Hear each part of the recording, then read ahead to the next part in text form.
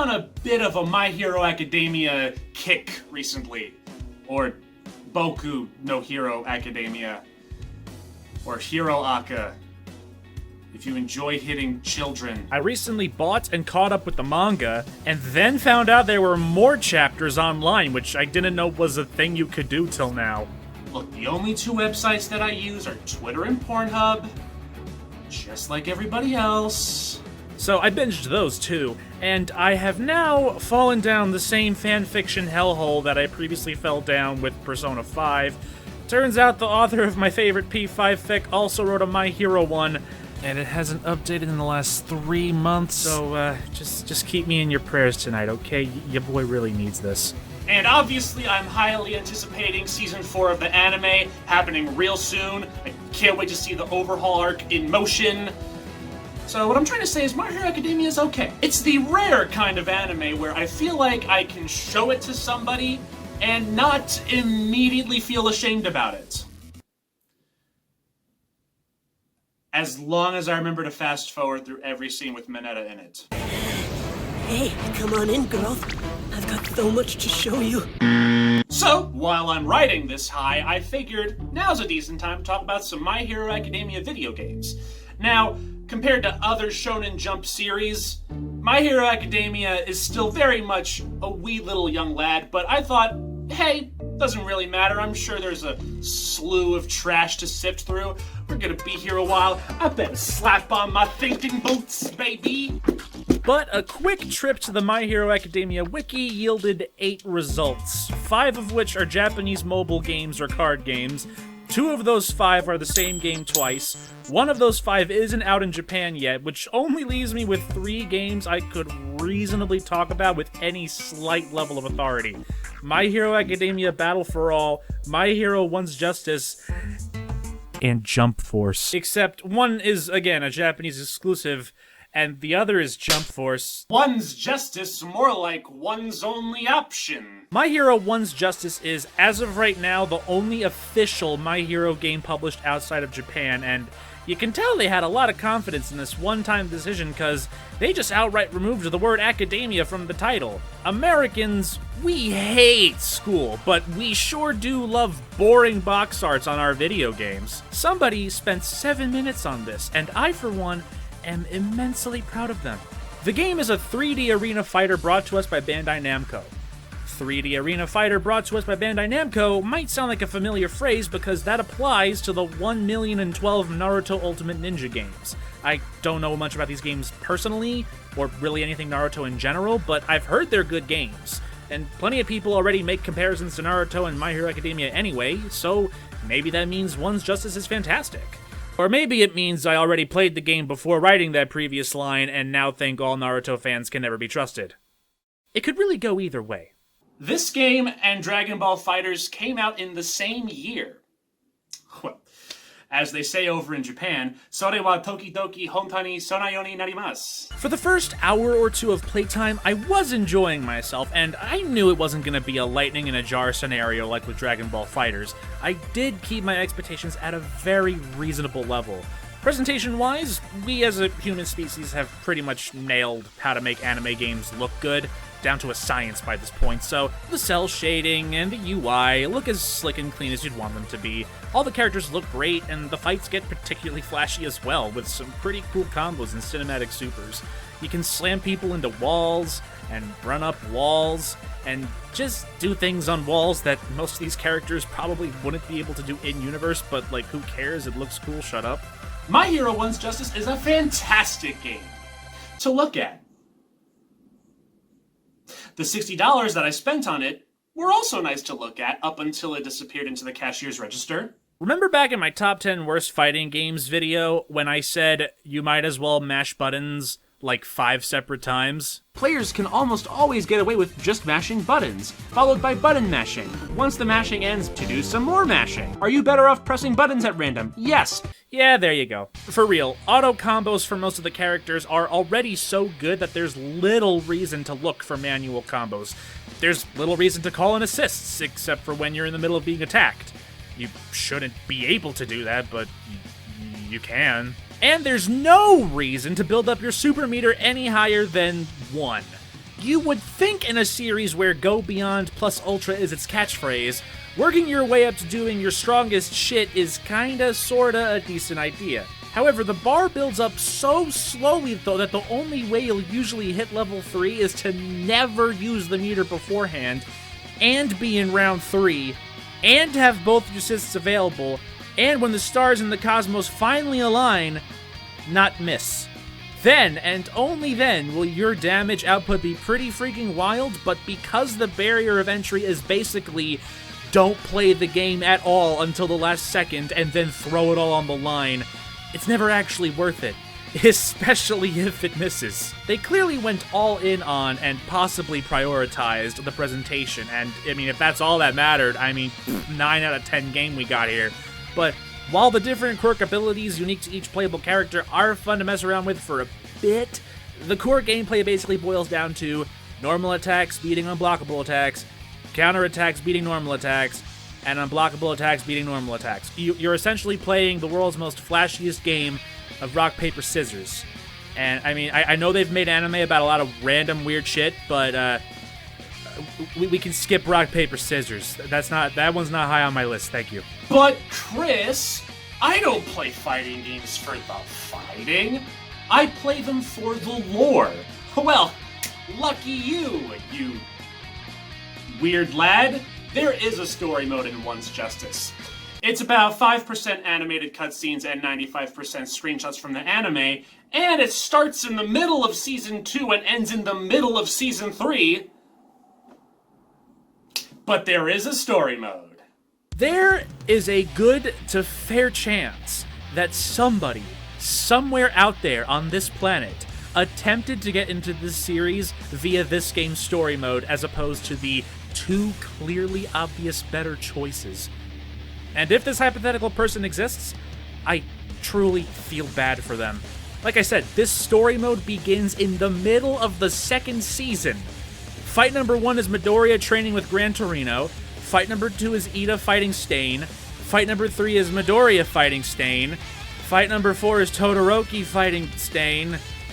Fight number 5 is all 3 of them fighting Stain. One of the story mode's biggest issues is that you just jump into it. You know nothing, you get nothing, you feel nothing. Who is this character and why is his tongue so big? Who is this character and why is her tongue so big? Why?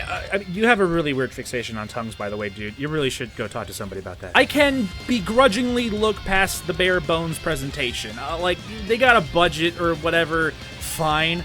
But as for how they chose to go about structuring this is like if I made a Harry Potter video game that started in the middle of Chamber of Secrets and ended in the middle of Prisoner of Azkaban. Like, what about all this other crap? Season 1 wasn't that long. It only spanned about 3 manga volumes.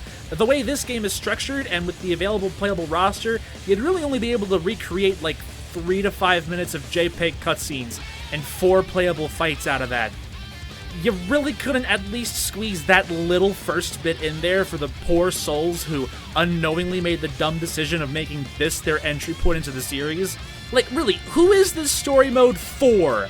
Fans are getting a shittier version of a story they already watched and or read, and newcomers are getting a new story that's missing key details and will confuse them and bore them and put them to sleep. Even all the Dragon Ball games that keep retelling the same 3 arcs over and over sometimes try to spruce it up a bit with what-if scenarios and stuff like that. But here, the closest you get is optional side battles with teachers that are framed as merely sparring matches that add no insight into anything. And when you get to the end of the story mode, you get to play the story mode again from the villain side. A slightly different but ultimately meaningless perspective in the context of this game. But hey, you get to play as Stain 4 times instead of against him 4 times, so there's that. But even after a simple multiplayer experience and a bad single-player experience, My Hero One's Justice's biggest problem is that I bought it on launch day for $60. This is not a $60 video game. In spite of everything that I just said, I actually do recommend this game, but only if you can find it for less than $10 only if you have a friend to play it with, and only if one or both of you are already into the series. Then, and only then, once you meet all those parameters, this game is fun enough for at least a weekend. The problem is that those parameters exist at all. You need to meet them, otherwise this game does not stand on its own, at least for longer than an hour. Please do not get this game for the single player. Hi everyone, it's me, Chris, from the future. Future Chris.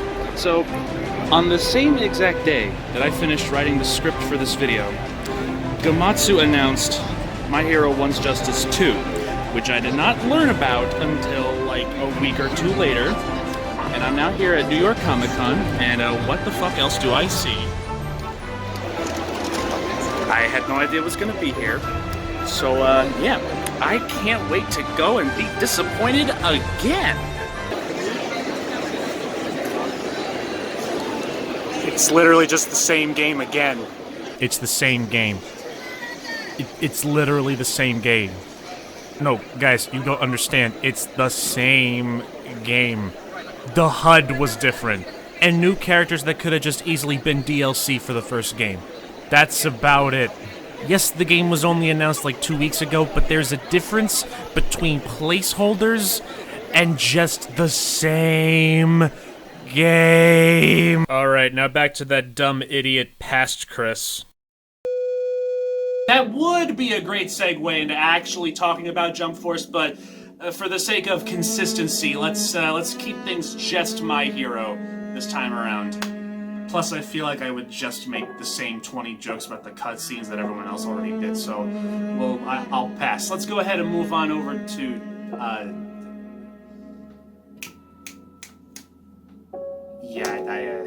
I forgot this was the only one that we got. Alright, cool. Hey, video's over. Hey, thanks for watching. Make sure to like, comment, subscribe, smash that motherfucking bell for notifications if YouTube decides to actually do it. I don't know, maybe. I'm gonna go and eat cup noodles and drown them in sake. No. I can't allow this to end here like this. So what if every other My Hero game is in a different country? So what? This video is called My Hero Academia Games, plural. I can't let something as small as a language barrier stop me. I have an obligation. I have to go beyond. Yes!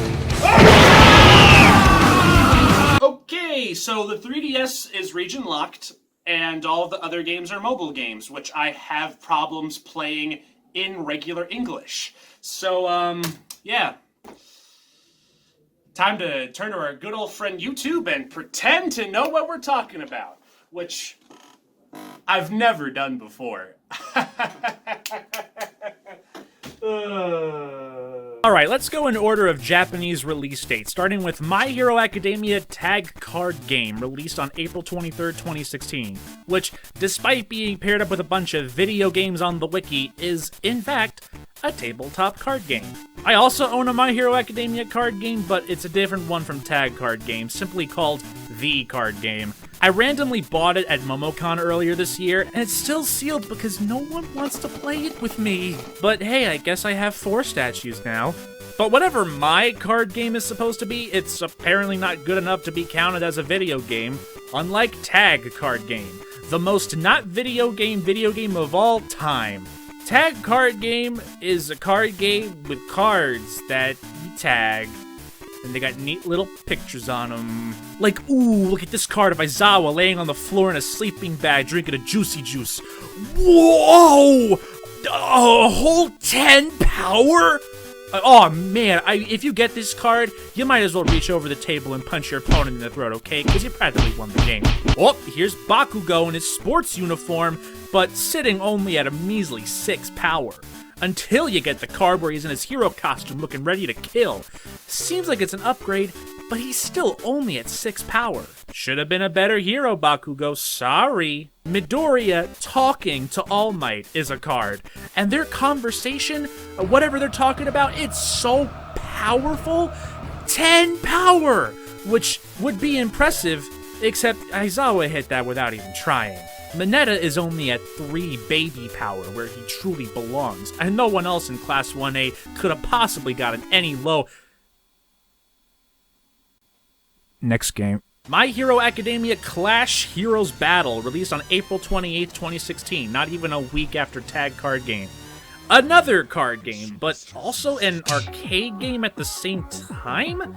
I didn't even know that was a thing, but apparently there's plenty of card game arcade machine hybrids in Japan, a popular example being the Lords of Vermilion series by Square Enix. Well, the Japanese footage I was able to track down focused on the arcade screen instead of wherever the cards were supposed to go, so I can't comment much on the cards themselves, but the presentation on screen ain't shabby for what it is. Half the time, the characters just stand around awkwardly looking at each other, wondering which of them will fall victim to a bad ship next, but the character artwork's kinda dope, and there's apparently alternate costumes as well, presumably tied to specific cards, although the only ones I saw were Uraraka's and Jiro's fantasy outfit from the 3rd ED. However, the only full-out attacks animation I was able to find were team-up attacks between Bakugo and Kirojima and All Might and Endeavor, so presumably other characters have team-up attacks of their own. The game doesn't look terrible, at least at first glance, but just to find these 2 minutes of footage, I had to do my YouTube searches in random Japanese, hoping I was close enough, so I can't comment any further than what I've got here. My Hero Academia Battle for All released 1 month later on May 19th, 2016. A fighting game for the Nintendo 3DS. I shouldn't have to go any further than that to tell you something is immediately wrong here. Yeah, remember when they ported Super Street Fighter 4 to the 3DS and everyone was like, meh! And then they didn't port any future version of Street Fighter 4 to the 3DS? Wow, peculiar. The Lord truly works in mysterious ways. Look, I'm not saying it can't be done at all, but putting any fighting game on the 3DS was just asking for you to mess up your control stick. Hell, Smash Brothers was enough to eventually do mine in. Good thing, then, that Battle for All looks very similar to One's Justice, which likely means it plays similarly, which likely means your control stick will live to fight another day. Okay, let's take the fact this is on 3DS out of the equation completely. This still came out 2 years before One's Justice, and that game's a 6 out of 10 at best. So, I'm not holding my breath. Okay, you got your assists, you got your cool-looking quirk abilities, you got your cinematic supers that go on for 87 years. They went on for 87 years in One's Justice also, but they at least looked way cooler. The graphics are serviceable, frame rate's consistent, Mineta's a playable character. You know, My Hero One's Justice, it really was ahead of its time. It paved the way for all future My Hero video games, and it doesn't get enough credit, quite frankly. I mean, how could you go wrong with all of these things? I don't know. I mean, if I gave One's Justice a pass, this looks harmless enough. Play the story mode? Shit. Well, we know why they started where they did in One's Justice.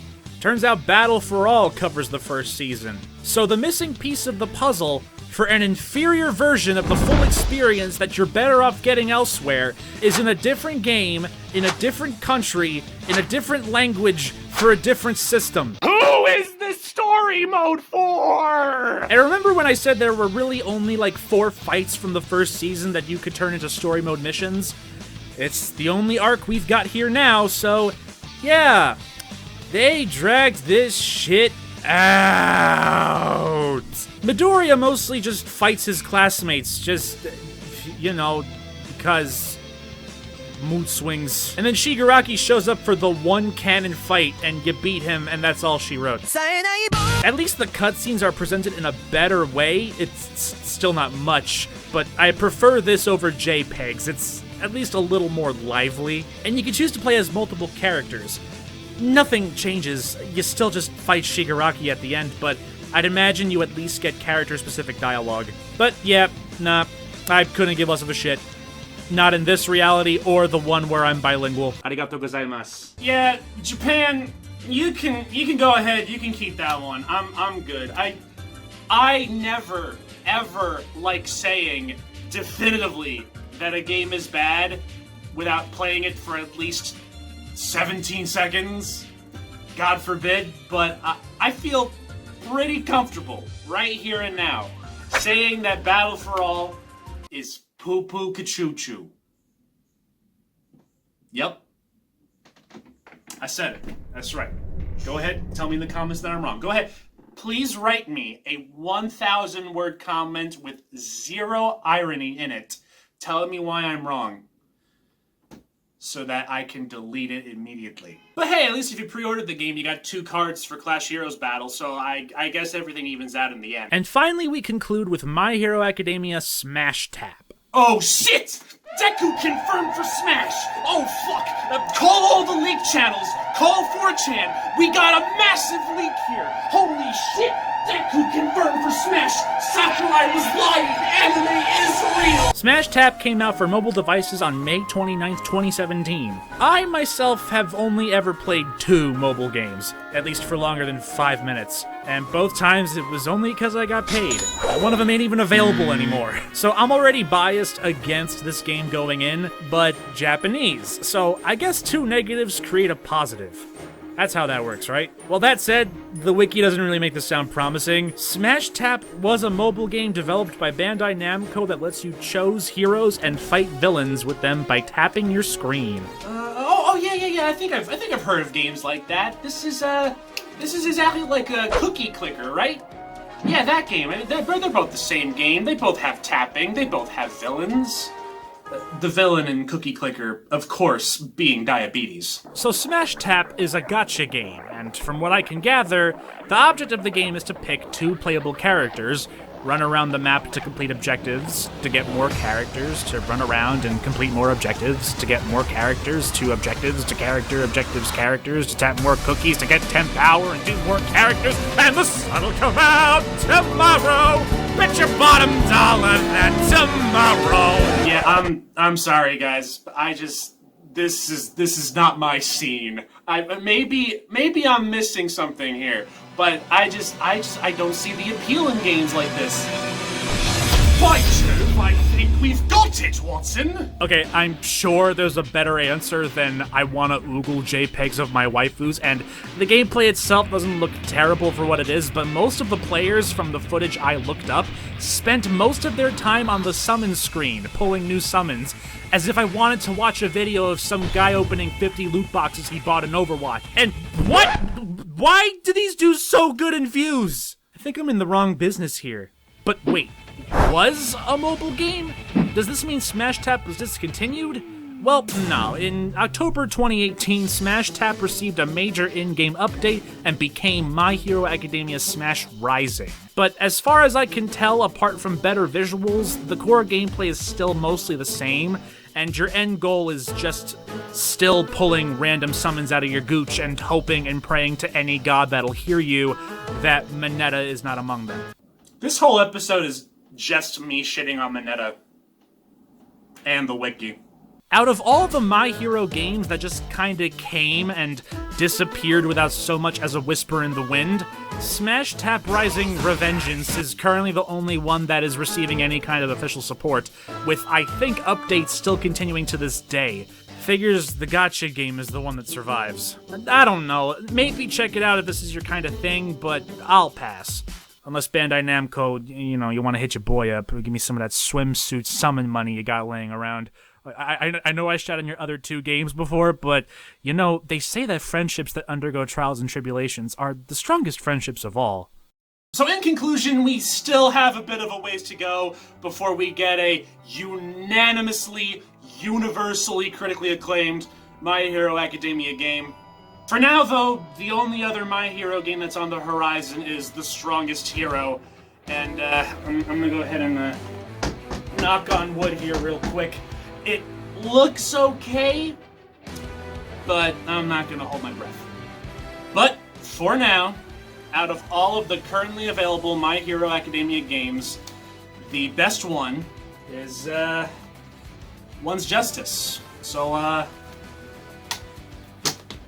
it's the only one I physically played, but it is the best one. Unanimously, objectively. So take that, Japan. We won. I mean, you got it too, but did you get the card game? No. You got Tag Card Clash I already forgot what it was called, but you didn't get the card game. That's right. Fucking losers. So how about those Jump Force cutscenes, huh?